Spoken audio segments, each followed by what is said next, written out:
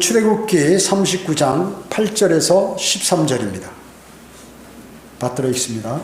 그가 또 에봇을 만든 것 같이 흉배를 정교한 기술로 만들어 금실, 청색, 자색, 주홍색 실과 가늘게 꼰 배실을 만들었으니 그것은 네모 반듯하고 그들이 흉배를 두 겹으로 만들었으니 길이가 한 뼘이요 폭이 한 뼘으로 두 겹이고 그것에다 네 줄 보석을 박았으니 첫째 줄에는 홍보석, 황옥, 홍옥이요 이것이 첫째 줄이며 둘째 줄에는 에메랄드, 사파이어, 금강석이요 셋째 줄에는 리구르, 마노, 자수정이요 넷째 줄에는 녹보석, 얼룩마노, 벽옥이니 이것들이 물려지는 금장식에서 물려지니라. 이렇게 말씀하고 있습니다. 자, 오늘 말씀 제목은 에봇과 흉배입니다. 에봇과 흉배. 성막에 대한 자세한 그러한 규격과 형태와 재질에 관해서는 말씀을 이미 우리가 마음에 담았고 이번 시간에는 에봇과 흉배에 대한 내용을 말씀하고 계십니다. 하나님의 말씀에서 우리는 항상 교훈을 주고 있죠. 또 교훈을 받고 하나님의 말씀에서는 주고 계시고 우리는 받고 있습니다. 그뿐 아니라 구약에서는 신약에서 이루어질 것에 대한 예표와 앞으로 이루어질 예언들이 많이 기록되어 있습니다. 자, 첫 번째 제사장의 복장입니다. 여기 1절과 2절 보면요. 출애굽기 39장 1절 보겠습니다. 또 그들은 주께서 모세에게 명령하신 대로 청색, 자색, 주홍색 실로 성소에서 섬기기 위한 예복을 만들었으며 이건 제사장들이고 또 아론을 위한 거룩한 의복을 만들었다. 아론은 대제사장이죠. 근데 아론의 복장은 그는 여긴 금실이 들어갑니다. 금실과 청색, 자색, 주홍색 실과 가늘게 꼰 배실로 에봇을 만들었으며 에봇은 대제사장만 있는 거예요. 제사장들은 없고 에봇을 만들었다 그 얘기죠. 성경은 아론과 그 아들의 복장에 대해서 자세히 기록했습니다.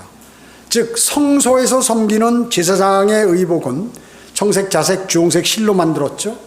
그러나 대제사장 아론을 위한 의복에는 금실이 들어가네. 금실이 에봇을 만들 때 금실 그리고 청색, 자색, 주홍색 실과 가늘게 꼰 배실로 에봇을 만들었던 것입니다.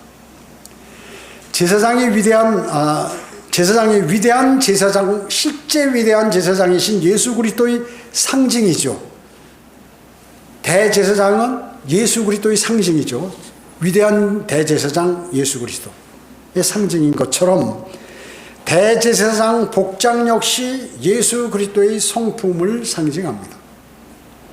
대제사장의 아들들이 제사장들이었고 하나님의 아들인 우리가 제사장들로 부르심을 받은 것과 같습니다.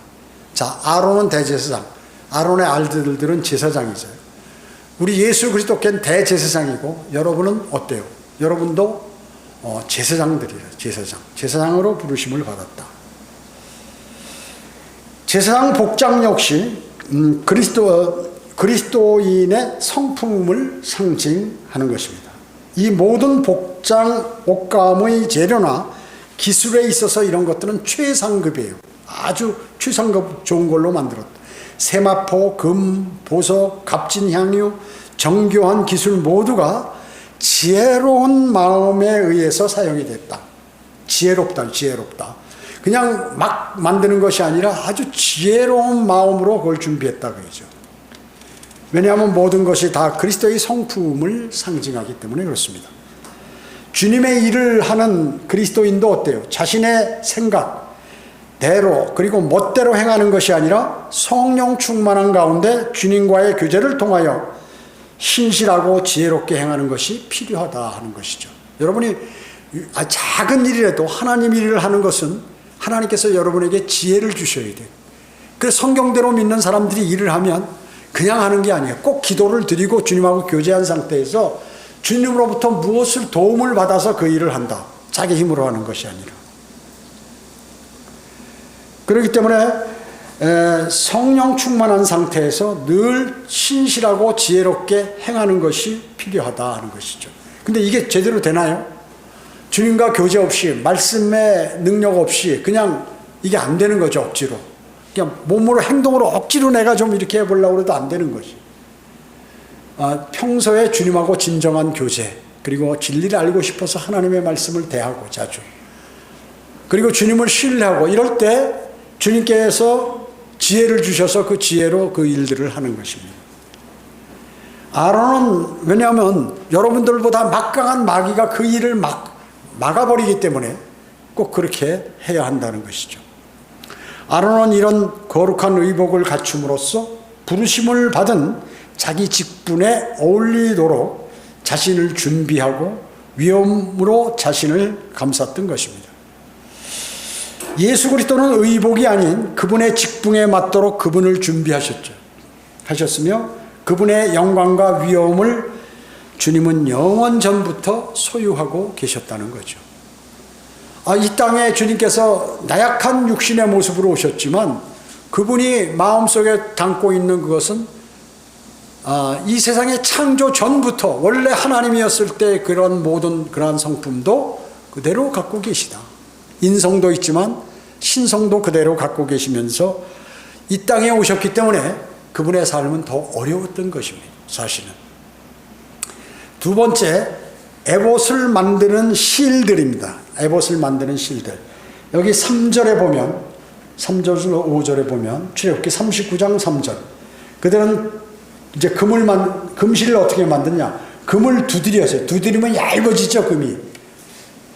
얇은 판들을 만들고 그것을 잘라서 철사들을 만들어 청색, 자색, 주홍색 실과 가는 배실을 섞어 정교한 기술로 만들었더라.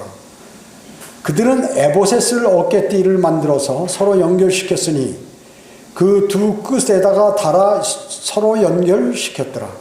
에봇 위에 달린 에봇의 정교한 허리끈을 그 방법대로 같은 것으로 만들었는데 금실, 청색, 자색, 주홍색 실과 가늘게 꼰 배실로 하였으니 주께서 모세에게 명령하신 대로더라. 하나님께서 명령한 그대로 그렇게 했다는 거죠. 에봇은 뭐예요? 겉옷, 이 옷을 입었으면 이 위에다 조끼 같은 걸 또 하나 입는 거예요. 전에 우리 여기서 대제사장 그림 보셨죠? 옷을 입고 그 위에 조끼 같은 것을 또 하나 입는 옷이 바로 에봇이단 말이죠. 그래서 이 에봇은 뭘로 만들었어요? 가는 배실로 만들었어요. 가는 배실. 거기에 배실인데 거기에 이제 금은 별도로죠. 금실은. 그리고 청색, 자색, 주홍색 이렇게 돼 있다고 얘기죠. 자, 에봇은 제사장으로서 아론만 입는 것이 아니라 성경에 보면 그 아론만 대제사장이기 때문에 입은 것이 아니라 다윗 왕도 입었어요. 다윗 왕. 그 다음에 선지자 중에 한 사람 또 입었는데 사무엘. 그래서 이 에봇은 뭐 전체는 아니지만 하여튼 제사장, 왕, 선지자 모두가 입었다고 얘기죠. 모든 사람이 그런 건 아니고 이제 성경에 보면 이 셋이 이렇게 했다는 거. 이것은 뭐예요? 예수 그리스도의 새 직분의 완전한 예표예요. 예수 그리스도께서는 초림 때 이 땅에 뭘로 오셨나요? 선지자로 오셨습니다. 선지자. 지금은 하나님 보좌 오른편에 앉으셔서 뭘 하시죠? 네, 대제사장의 임무를 수행하세요. 여러분의 기도를 중보하시고 그러죠. 이제 곧 있으면 어떻게 해요? 왕으로 오십니다. 재림하실 때는 왕으로. 그래서 왕, 제사장, 선지자 이 세 가지 임무인데 에봇은 바로 제사장으로서 아론이 입었고 그 후에 대제사장은 다 입었죠. 그리고 다윗 왕이 입었고 사무엘 선지자가 입었습니다. 금색, 즉 금으로 된 실이란 말이죠. 진짜 금이에요. 진짜 금이란 말이죠. 금은 금속이었기 때문에 그 에봇을 튼튼하게 했을 뿐만 아니라 그 금은 어때? 바짝바짝 빛나죠. 색깔이 좋고 그 영광과 광채를 에봇에게 주었다는 것이죠. 금은 어떻습니까? 영원한 신성을 상징합니다. 하나님의 신성을 상징하는 거죠. 그래서 금은 어때요? 여러분 금 사람들이 좋아하잖아요. 왜 좋아해요? 영원히 변치 않기 때문에. 금은 어떠한 것으로도 변질되지가 않아요. 금은 공기에 노출돼도 무슨 뭐 녹슬거나 뭐 그런 게 아니라 그얘기죠. 수천 년간 땅 속에 있어도 그대로 그 썩지 않고 나와서 닦으면 바짝바짝하다 그얘기죠. 신라 왕관들이 있잖아요. 고려 때 왕관들이나 무슨 금으로 만든 거. 박물관에 가면 어때요? 바짝바짝 빛나죠. 지금도 썩질 않아요. 금은 썩지 않습니다. 수천 년 동안 땅 속에 파묻어 있었는데 변하지 않습니다. 강한 산들이 오면 이런 그 철이나 이런 건 녹아버리는데 금은 안 그래요. 그러면 용광로 뜨거운 용광로 속에 금을 넣으면 어떻게 돼요? 오히려 더 불순물들이 빠지고 순도가 좋은 금만 딱 남는다. 그렇기 때문에 변하지 않아요. 금은 변하지 않아요. 그리고 항상 휘황찬란한 그러한 빛을 발하게 된다.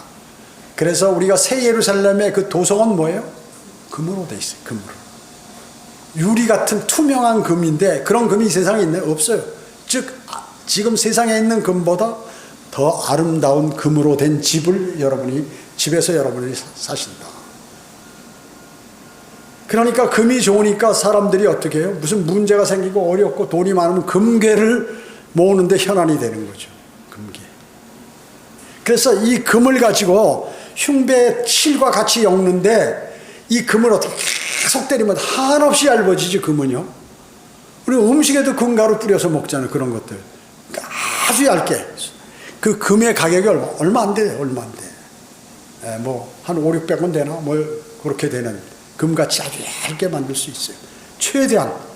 그래서 그 금을 두들겨서 얇은 판을 만들고 그것을 잘라서 철사를 만들어 가지고 청색, 자색, 그 주홍색 실과 가는 배실을 섞어서 정교한 기술로 이렇게 딱 세상이 차는 그거를 흉배를 여기 겉옷을 만들었다는 거죠. 에봇을 만드는 거예요. 에봇을. 금의 속성은 대단하죠. 그래서 그것은 크고 영원하신 신성을 예표하는 것입니다. 이사야 40장 25절에 보면 거룩한 분이 말하노라 그런즉 너희가 나를 누구에게 비기며 또한 내가 누구와 동등하겠느냐. 하나님이 신이잖아요. 신성. 못하실 일이 없고 어려운 일이 없어요. 주님께는. 그렇기 때문에 누가 나와 비교할 수 있는 이 세상에 인간은 없다는 거죠. 근데 교만한 인간들이 하나님과 비교하려고 그러고 하나님보다 높아지려고 하는 수많은 사람들이 있어요. 누굴까요? 교황이나 신부, 스타 목사들 이런 사람들이에요. 그렇기 때문에 실제로 휘황찬란한 이 금들이 새 예루살렘 순금 도성으로 형성이 되어 있다는 것이죠. 히브리서 1장 11절 12절에 보면 그것들은 즉 하늘과 땅은 얘기하는 거예요. 그것들은 멸망할 터이나 주께서 영존하시오니 그것들은 모두 겉옷처럼 낡아지리이다. 주께서 그것들을 옷처럼 말아버리시리니 그리하면 그것들은 바꿔질 것이나 주는 동일하시며 주의 연대는 끝이 없으리이다 하셨도다. 세상에 하늘과 땅은 다 옷을 벗어서 딱 말아버리듯이 순식간에 다 없어져 버리더라도 주님은 그대로 계시고 주님의 연대는 끝이 없다. 그 얘기가 뭐예요? 영원한 역사는 물론 시공이 정지되지만 영원토록 남아있다. 그얘기죠. 없어지지 않는다는 것이에요. 하늘과 땅은 사라져. 다 불태워서 새로 창조하시죠. 주님께서요. 그러면 여기 이제 실이 있는데 색깔이 있어요. 청색은 뭡니까? 하늘 보면 파랗죠. 하늘색, 하늘. 또 바다를 보면 어때요? 파랗지 않습니까? 우리가 진짜 깨끗하고 깊으면 파랗게 보입니다. 물이요. 물이 진짜 떠보면 파랗지 않은데 보면 파랗게 보입니다. 제가 알프스에서 내려오면서 그 꾸불꾸불한 길을 버스 타고 내려오는데 밑에 보니까 그 물들이 있는데 호수에 파란 게 말이죠. 너무 깨끗하고 아름답더라고요. 그러니까 이게 신성을 사실 이 파란색도 신성을 상징하는 색깔입니다. 신성을 상징하는 색깔이에요. 낙조가 뭐예요? 이제 해가 서로 쪽으로 탁 끄면 우리 서해안 가면 보이죠. 그게 해가 바다 밑으로 꼭 들어가는 것처럼 보이잖아요. 지구가 둥그니까. 위에는 이렇게 보면 낙조할 때 보면 위에는 파란 하늘이 있어요. 파란 하늘이. 그리고 고요하고 아주 청명하면서 쫙 빛이 펼쳐지는데 그게 바닷물 위로 빛이 쫙 비치는데 그게 금색처럼 보여요. 환한 금색처럼. 그리고 금빛 태양이 서쪽으로 기울어지기 시작하면 그 푸른 청색이죠. 그러니까 바다 위에 금빛 황금 물결이 쫙 형성이 된다. 자세히 보면. 태양이 점점 수평선으로 이렇게 이제 향하여 하강하게 내려가게 되면 그 광선은 청색 그리고 주홍색을 혼합하여 예외 없이 그 두 개를 혼합하면 자색 같이 보인다. 이게 만들어내며 이 자색 모자와 같은 것들이 산을 쫙 덮어버려요. 대단히 아름다운 그 자세히 보면 그렇죠. 그리고 그 아지랭이가 올라오는데 그것도 자색처럼 보인다. 지평선을 쫙 덮으면서 아주 황홀하게 잘 아름답게 보이는 것입니다. 이게 이제 청색이에요. 청색. 그 다음에 자색이 자색. 자색은 청색과 주홍색이 중간색이란 말이죠. 중간색. 마치 예수 그리스도께서 하나님이신 예수 그리스도께서 이분만이 중보자이세요. 마리아는 중보자가 아니죠. 마리아는 중보자가 아니에요. 자, 그러니까 청색은 하늘 같고 주홍색은 땅 같은 데서 자색은 중간이란 말이죠. 예수님께서 신성과 인성을 그대로 같이 소유하신 것 같이 느껴지는 것이죠. 디모데전서 2장 5절에 보면 하나님은 한 분이시요 하나님과 사람 사이의 중보자도 한 분이시니 곧 사람이신 그리스도 예수시라. 예수님은 하나님이시면서도 성경에서 사람이신 예수 그리스도라고 했어요. 주홍색은 어때요? 청색과 주홍색은 완전히 대비되죠. 대비됩니다. 아담이라는 그 이름은 말이죠. 붉은 흙을 의미하는 거예요. 붉은 흙. 그래서 에서는 어때? 에서. 그 뭘 받아 먹었죠? 자기 장자권을 위해서. 빨간 팥죽을 위해서 장자권을 넘겨버렸어요. 그래서 이 에서의 이름이 성경에 에돔이라고 창세기 25장 30절에 나왔어요. 에서의 이름이 에돔이다. 그 에돔은 로마의 히브리어입니다. 에돔은 로마의 히브리어예요. 즉 에돔은 붉다는 거거든요. 붉은 갈색을 얘기하는 거예요. 에돔은. 그래서 실제 주홍색은 땅의 색깔이고 즉 하나님께서 이 땅에 인자로 오셨을 때 인성을 갖고 있는 것과 같고 청색은 하늘을 생징하는 하나님의 아들이고 하늘에서 그분이 땅으로 내려오셨다는 거죠. 그렇기 때문에 물론 이걸 억지로 끼워 맞출 필요는 없지만 아무튼 그 상징하는 의미가 대단히 깊다. 청색, 주홍색, 자색시 거기에 금색을 엮어서 이렇게 해서 만들었습니다. 세 번째, 얼룩만호에 새긴 이스라엘 자손의 이름입니다. 여기 출애굽기 39장 6절 7절 보십시오. 그들은 얼룩만호를 깎아 이스라엘 자손의 이름들을 인장을 새기듯이 새겨 금장식에 물렸으며 그는 그것들을 에봇 어깨띠에 달아서 이스라엘 자손에게 기념되는 보석들로 삼았으니 주께서 모세에게 명령하신 대로다. 자, 얼룩만호 쉽게 얘기하면 견장. 여러분 그 높은 사람이나 경찰의 높은 사람, 군인의 장군들이 견장을 여기다 이렇게 또 그 의장대 견장을 여기다 이렇게 차잖아요. 수술을 달고 뭔가 격식이 있고 높아 보이는 것 같이 권능이 있는 것 같이 이렇게 보이기 위해서 그런 견장을 해요. 지금 여기에 양쪽에 얼룩만호 보석이죠. 거기에 금태를 딱 금으로 판을 만들어 거기다 넣어서 이렇게 앞에 흉배하고 에봇하고 다 에봇하고 연결되도록 그렇게 만드는 거죠. 그것을 말씀하는 거예요. 그런데 이 두 개 안의 얼룩만호 어깨 양쪽에 견장같이 여기에 6개 지파. 이쪽에 6개 지파. 이름을 거기다 새겨놨다. 뒷면에다가 새겨놨다는 거죠. 오른쪽에서 왼쪽으로 가는 것이 순서이지만 어떻게 태어난 순서대로, 그런데 정확하게 원래 태어난 순서는 루벤, 시므온, 레위, 유다, 단, 납달리, 갓, 아셀, 이사겔, 스불론, 요셉, 베냐민 이렇게 돼 있는데 조금 한두 개 틀려요. 어떻게 되냐면 한쪽에는 루벤, 시므온, 레위, 유다, 이사칼. 이건 뭐 알 필요 없어요, 여러분이. 그렇다는 것만 알시면 돼요.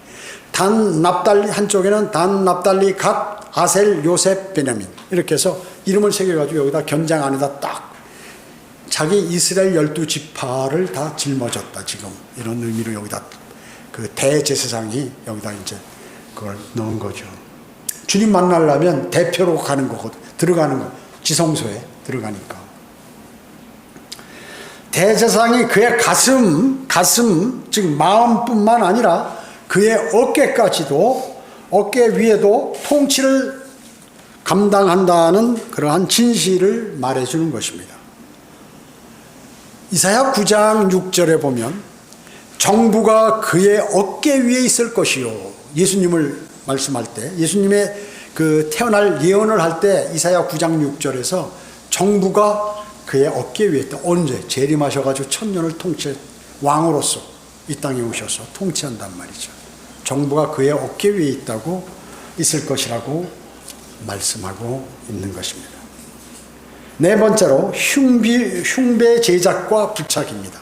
흉배의 제작과 부착. 여기 8절에 보면 오늘 읽은 거예요. 8절부터 14절까지 아까 읽었으니까 생략하고요. 흉배는 군인들이 착용하는 무슨 금속이나 가죽으로 된 흉배가 아니에요. 방탄조끼도 입고 그러잖아요, 군인들. 그 다음에 이런 그 높은 사람들이 어떤 위험 지역에 갈 때 안에 방탄조끼를 입어요. 혹시 어떤 괴한이 총으로 쏜다든지 이런 멀리서, 요새 만원 렌즈가 있어요. 멀리에서도 이렇게 조준해서 총을 땡기면 이건 문제가 되거든요. 트럼프가 그 유세할 때 귀를 스쳐갔죠. 이거 어떻게 해요? 저 멀리에서 지붕에 올라가서 만원 렌즈가 달린 총으로, 장총으로, 긴 총이요. 그 사거리가 멀리까지 가거든요. 그리고 아주 정확해요, 요새 거는. 요새 나오는 거는 십자가 점에 딱 사람이 보여서 땡기면 그대로 죽어요, 거기서. 그러니까 옛날보다 전쟁을 하면 수많은 사람들이 소총으로도 그렇게 죽고, 그리고 로켓이라든지 무슨 이런 첨단 무기들이 많이 나와서 이제 전쟁을 하면 대량 살상이 일어난다. 지금 러시아와 우크라이나가 지금 전쟁은 치르죠. 이게 몇 년간을 하는 거예요, 몇 년간. 그걸 뭐 핵을 써서 막 전면전을 강력하게 하는 것도 아니고 계속 하는 거예요. 그러면 다른 나라들은 어떻게 할까요? 처음에는 우크라이나가 전 세계 곡창지대 아니에요. 그러니까 경제에 많은 영향을 미쳐요. 그 다음에 어떻게 해요? 이제 무기를 팔아먹는 나라는 돈 버는 거. 우리나라도 아마 돈 많이 벌었을 거예요, 무기. 다른 나라도 마찬가지입니다. 무기하고 포탄이 계속 필요하니까 계속해서 그 양쪽에 어느 쪽으로 가는지는 모르지만, 여러분, 우리나라에서 예를 들어서 가면은 이게 다른 사람들이 받아서 러시아에서 주면 러시아에도 물론 규격이 맞아야 되지만 그런 무기가 있다면 사용할 수 있는 거예요. 그렇기 때문에 요새는 어디로 날아가는지 몰라요. 그러나 하여튼 돈은 번다고요, 돈은. 그러니까 전쟁이 나면 좋은 나라가 있고, 그리고 비참하게 되는 나라가 있고, 그런 거예요, 원래. 우리나라 6.25 전쟁 때 어떻게, 일본이 돈 어마어마하게 벌었죠, 돈을. 포탄, 무기, 미군들 거기 기지가 그쪽에 다 있고 그러니까 어마어마하게 벌었어요. 그 바람에 더욱더 선진국이 되는데 도움이 되는 거예요. 도움이 됐죠, 일본이. 그 경제력이 아주 대단히 올라갔다는 것이죠. 그 전쟁이 나면 어느 나라는 부자가 되고 거기서 일어나는 나라는 전부 죽고 거지가 되고 했다가 다른 데 도움받아서 간신히 우리나라는 특별한 관계예요. 진짜 이런 나라는 없어요. 여러분 아시잖아요. 저는 제가 어렸을 때 얼마나 우리나라가 비참했는지를 제가 너무나 잘 알잖아요. 그 지금은 너무 풍요로워서 사람들이 불행해 피곤하고 괜히 쓸데없는 걸로. 그래도 어렸을 때는 없이 있어도 먹을 것도 없고 뭐 별로 좋은 거 없어도 삶이 풍요로웠어요. 그 당시에는. 그 쉽게 얘기하면 인간미도 있고 다른 사람도 서로 못 사는 사람 좀 도와주고 뭐 이렇게 하고, 그리고 뭐 사람이 정말 휴식을 취하기도 하고 즐기기도 하고. 근데 요새는 열심히 넘어 일하기 때문에 쉼이 없어요. 자, 어느 것이 좋은지는 모르겠어요. 하여튼. 그러나 세상 것은 다 필요 없다. 불타 없어질 것이기 때문에요. 여러분은 현명한 분들입니다. 현명한 분들이에요. 그래서 금속이나 이 가죽으로 만든 군인처럼 그런 흉배가 아니다. 이 흉배는 배실로 만들었다. 가는 배로 흉배를 만들었습니다. 흉배는 가는 배로 만들어졌고, 크기는 가로 세로 약 1뼘, 23cm 가로 세로 작죠. 이렇게 내용 반듯한 거. 흉배는 4줄 보석이 달려있죠. 한 줄에 3개씩 보석이 있는데 4줄로 이렇게 되어 있습니다. 이 보석들은 그 테두리가 금으로 되어 있다. 금 장식에다 이렇게 탁 만들어서 끼는 거예요. 끼게 되어 있다. 그래서 4줄로 되어 있는데 첫째 줄 3개는 홍보석, 유다를 대표합니다. 황옥, 이사갈 지파를 대표해요. 홍옥, 스불론 지파를 대표합니다. 첫째 줄에. 둘째 줄에 3개는 에메랄드, 전부 보석이죠. 이게 루벤 지파를 대표하고, 사파이어는 스불론 지파, 금강석은 갓 지파를 대표합니다. 갓 지파를 대표해요. 셋째 줄에 보면 또 3개가 있는데 보석, 리그루는 에프라임을 대표하고, 마노는 므낫세를 대표하고, 자수정, 빨간 수정이 있죠. 자수정은 베냐민을 대표합니다. 넷째 줄에 또 3가지 보석이 있는데, 녹보석은 단을, 얼룩마노는 아세를, 그리고 벽옥은 납달리를 대표하는 것입니다. 그러니까 12지파가 다 이 안에 그 제사장의 가슴에 있고 어깨에 달려 있고, 이거 이렇게 하고 이제 지금 주님 앞에 가서 자기 이스라엘 백성들의 죄와 자신의 죄를 다 주님께 고하고 주님하고 교제하는 것이에요. 이 12보석들 하면 우리는 뭐가 생각나나요? 새 예루살렘이 생각나요. 그 기초석이 보석으로 되어 있어요. 12보석으로. 기초석. 성의 기초석이. 그 12보석 기초석이 있는데, 거기에는 예수님 제자, 어린 양의 그 12제자 이름이 거기 새겨져 있다. 새 예루살렘에. 그것이 이제 도성의 기초가 됐다고 얘기죠. 제자들이. 그 왜 어린 양, 예수 그리스도의 제자들이 구원을 받았죠. 그리스도인이 됐잖아요, 나중에. 그러니까 예수 그리스도의 제자들은 구약 생활도 했고 신약 생활도 동시에 한 사람이에요. 구약의 모든 그 믿음도 어느 정도 처음에는 지키다가 예수 그리스도를 맞이하고 예수 그리스도의 십자가 사건을 거치면서 은혜 복음을 전폐했던 그런 사람들이란 말이죠. 그러니까 실제로 그리스도인이에요. 그 사람들은 그리스도인이죠. 그러니까 그리스도인이 거주하는 새 예루살렘 12기초석에 12명의 그 제자들 이름이 새겨져 있다는 것입니다. 자, 여기 15절 한번 봅니다. 15절에서 21절. 자, 이제 그들은 또 흉배 위 양끝에다 순금으로 따서 만든 사슬들을 만들었고, 그들이 금장식들과 금고리 둘을 만들어 흉배 끝에다가 두 고리를 달았고. 여러분 복잡하게 생각하지 말고 그냥 잘 생각하면서 들어보세요. 따은 두 금 사슬을 흉배 밑에 있는 고리에다 넣었으며, 따은 두 사슬의 두 끝을 두 장식에다 고정시켜 에봇 앞 어깨띠에 달고 두 금고리를 만들어서 흉배의 가장자리 두 끝에다 달았으니 흉배 안쪽 곧 에봇에 닿는 쪽으로 달았으며, 다른 금고리 2개를 만들어서 에봇 앞쪽을 향한 에봇 아래 양편 매는 자리 가운데 쪽, 즉 에봇의 정교한 허리띠 위에 달고, 그들이 청색끈으로 흉배 고리에서 에봇 고리들까지 묶어 흉배의 정교한 에봇 허리띠 위에 붙여서 에봇에서 풀어지지 않게 했으니 주께서 모세에게 명령하신 대로로다.